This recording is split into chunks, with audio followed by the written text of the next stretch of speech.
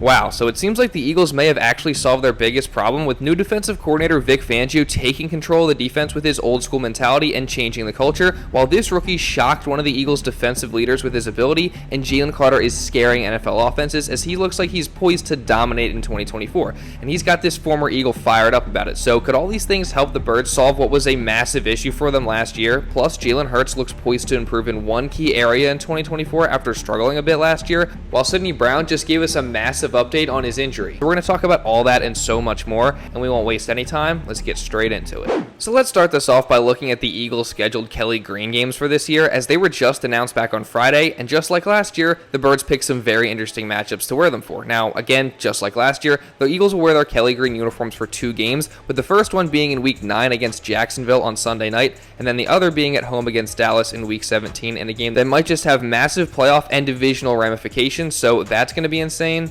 And then the Jacksonville selection is actually kind of interesting for me right now, just considering that I flew in there just on Sunday, as I'm now currently on vacation in St. Augustine, Florida, and I will be through next weekend. And this comes after another hectic weekend where I was just busy traveling for my girlfriend's Miss PA competition. And I only mention all this to you guys just to fill you in on what's been going on and why uploads have maybe been a little bit inconsistent lately. And also just to say that, I mean, I'm on vacation right now, so there's probably going to be a few less videos this week. But that being said, I'm still going to try and get some good content out to you guys while I'm here. So now, just enough of me rambling, let's get back to the Eagles, where we're going to make sure to celebrate arguably already the best wide receiver in Eagles history, A.J. Brown, as it was just his birthday on Sunday with him turning 27 years old, so hopefully he had a great day celebrating with friends and family, and it really should be a time for us Eagles fans to just be grateful for the fact that we have a guy like Brown, who's one of the best receivers in the NFL in the prime of his career, while also being a great leader. And he's also locked up for many more years under contract, so again, we should all be very grateful for that, because AJ's just unbelievable. Just wishing you a very happy birthday if you're watching this. And I say that doubting he ever sees this, but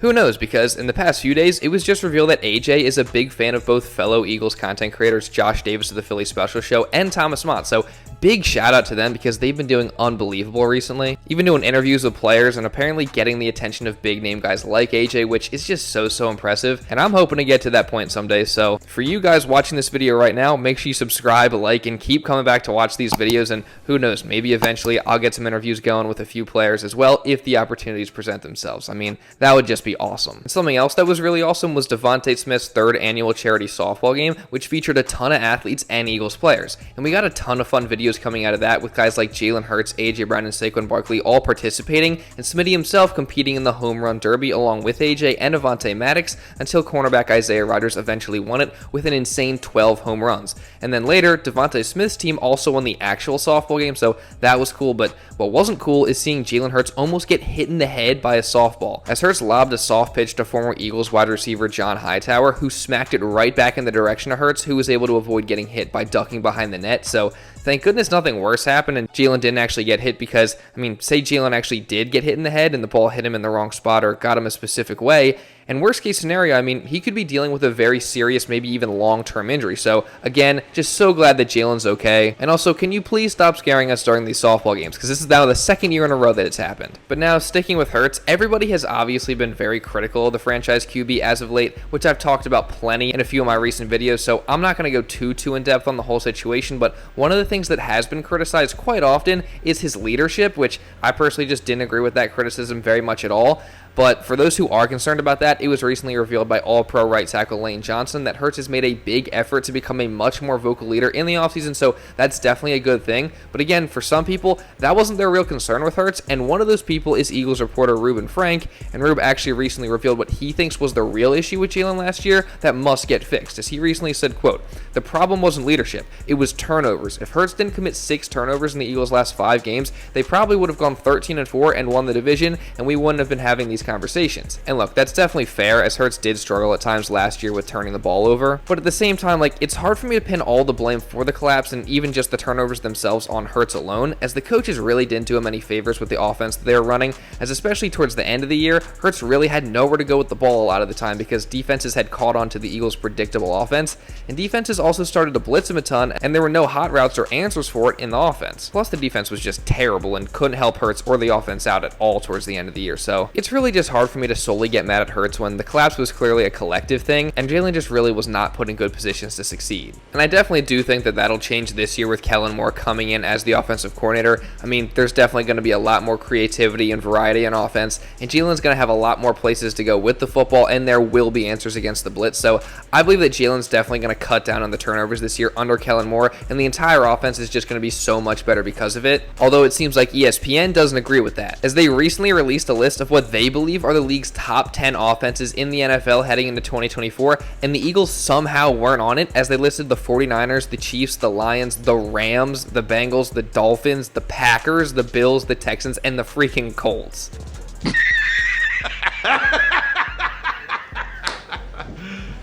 You serious? Yeah, honestly, like, there is no way that that list can be fully serious. I mean, how in the world are you going to tell me with a straight face that an offense featuring Jalen Hurts, A.J. Brown, DeVonta Smith, Dallas Goedert, one of the best offensive lines in the league, and new running back Saquon Barkley, along with great offensive coordinator Kellen Moore, isn't a top 10 offense? And units like the Rams, Packers, and Colts are. That just makes no sense at all, and there's also definitely other teams that they left off the list too. I mean, this is why nobody really takes ESPN seriously anymore, but what do you guys think? Where would you rank the Birds' offense ahead of the season? But now, switching over to the defensive side of the ball, let's talk a little bit about the rookies, as the Eagles' top 2 draft picks seem to have left quite the impression in their early months with the team, as many players have praised both Quinyon Mitchell and Cooper DeJean for how they looked during the spring in practices, and that praise has not stopped during summer break, as just recently, Darius Slay went on Chris Long's podcast where he had some high praise for both the rookies, especially Cooper DeJean. It's gonna be good, man. I think the young guys doing very well. I'm doing my best job, mentoring. That's what I'm good for. I'm good for, like, mentoring kids, but these guys coming in and they working hard, man. They throw a lot at Dean. Dean, as a young kid, he's play every position out there in the secondary, man. So he's a smart, intelligent guy, and Q, he getting better. Explosive guy, man. Quinton, very explosive, very fast, very athletic. These guys coming in and playing, I can see these guys coming on and stepping on the field quick and fast because of the fact that, we need it. We got younger in the secondary. Do y'all give Cooper DeJean because of his paint job? Because his paint job? Yeah, he's white. Oh, my. Hey, no, not at all, man. Not at all. You're man, like, wow, how did you get here? What's different about you, man? Like, he's special. Like, I ain't met him. Like, I saw Cooper DeJean. I saw him in high school playing basketball, right? Saw him just doing some windmill dunks and all kind of crazy stuff. I'm like, woo, so it definitely sounds like Eagles fans have good reason to be excited about these 2 young rookies coming in. I mean, Slay said it there. He thinks both have a real chance to get out on the field pretty quickly, and specifically the things he said about DeJean I thought were really exciting, as he called him special, super athletic, and said that he's played all over the secondary in different positions during the spring. So it's just awesome to hear that DeJean has been impressive in his first few months in Philadelphia, and overall, adding these 2 guys really did help the Eagles improve arguably the worst part of their team last year, which was the secondary, and I honestly just cannot wait to see what these 2 guys are able to do out on the field when they get their opportunity. But now, getting back to Slay and what he said on that podcast, he also was able to talk about the new defensive coordinator Vic Fangio and what he's brought to the table and how he's been in his first months as the Eagles defensive coordinator, and what he said, at least to me, was honestly very exciting. I think he's doing a great job right now, man. Yeah. So I don't do too many OTA practice. I'll be at home with the kids and the family, but the times I was down there, he was a good dude, man. Respectful.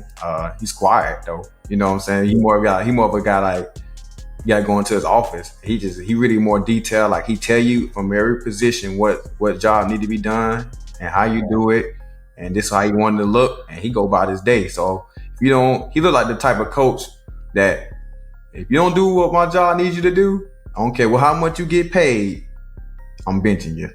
And so that's what you need. That's what everybody needs. That's the type of coach you want. Now, the reason I love this is because I'm so all for the no-nonsense, old-school mentality that Fangio brings, and my favorite thing that Slay actually said about him is the bit where he said that Fangio would bench anybody regardless of the pay if they're not performing well. And I love that because it shows that all Fangio really cares about is winning and improving the defense and making sure they're playing the best that they can instead of just playing politics or any of that crap. And also, it shows that he's going to hold the guys accountable no matter what, which is just so important. I mean, last year, I think it's no secret that the defense was soft, they weren't in good enough shape, and the coaching was just really poor in so many ways. And I think that was arguably the biggest problem with the Eagles last year, being that the defense was just so bad as a whole. They were soft, they were undisciplined, and it just got worse and worse as the season went on. But now with Vic Fangio coming in, I think he's come in here and pretty much changed all that, and there's no question in my mind that the defense is going to be so much better under him than it was last season. And something else that is going to make the defense better is Jalen Carter and his projected improvement, as I think everyone pretty much expects that JC is going to have a full-blown breakout year this season,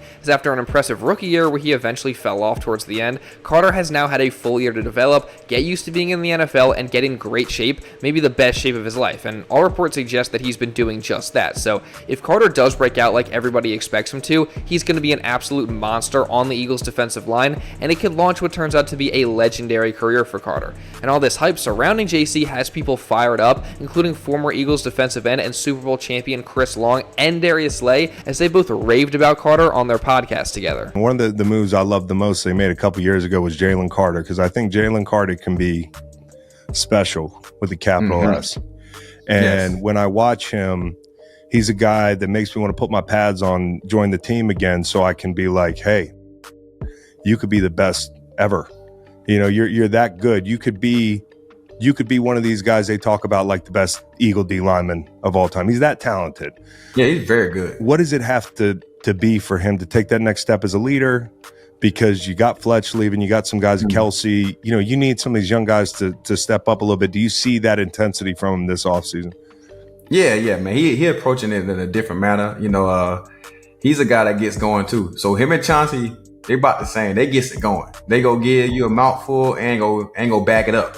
So man, he's a different beast. You know, with Fletch, you could just he said the same thing as in like, hey man, this kid could be very, very special, man, if he just like lock in and just do this and do that and do whatever, you know, because I'm not in their room every day, but when he out there in practice, he's going. We in the game, he's going. Nobody's blocking him. Man, I'm just so excited to see what Carter's able to do this year. I mean, what Long and Slay said about him are right. Like, he's unblockable at times, and he has the potential to be an Eagles legend if he plays up to his potential. And I also love what Slay said there at the beginning about Carter, about him trash talking, because I don't know if I haven't been paying attention, but I honestly didn't really know Carter was like that or did stuff like that. But I personally love it, and I just really cannot wait to see what Carter does, because he's going to get a lot more snaps this year, and he's going to draw multiple guys a lot of the time, which is going to open up opportunities for others along the defensive line. So overall, just having a force like Carter could become on the interior of your defensive line would just make the entire defense better and more dominant as a whole. And again, I just cannot wait to watch it. And then just to add on to the excitement, we just got an amazing update on Eagles second-year safety Sidney Brown, as during DeVonta Smith's charity softball game, he gave Eagles reporter Ed Kratz a promising update on his injury, saying, quote, "I'm back to moving full speed. I'm running about 22 miles per hour again, slowly climbing it up there. I'm still working on lateral movement, but I'll be as close to 100% as I can by the start of the season, and we'll see what happens with that." So sounds like Sid's getting close to being able to be back out there, and that's just so amazing because Sid is a really talented player, and I just love his aggressive style of play, and I really do feel like he could be an interesting piece for Vic Fangio to utilize on defense. So hopefully he gets healthy quick, and he can be back out there making plays during the season. Now, like I said, I am on vacation right now, but I'm still going to do my best to bring you guys a few videos during this time, and then once we hit training camp, things are going to get crazy. So if you don't want to miss any of that, make sure you subscribe, and also really importantly, turn on notifications so you're notified instantly when one of these videos is uploaded. And also, while you're at it, make sure you drop a like to show some support if you did enjoy this video. It really does help me out a ton, and I'd greatly appreciate it. And also leave a comment down below just regarding anything that I talked about in this video. And if you want to watch another Eagles video, you can check this one out right here. And now with all that being said, that's pretty much all I got for this one, guys. And thank you all so much for watching, and I'll see you in the next video.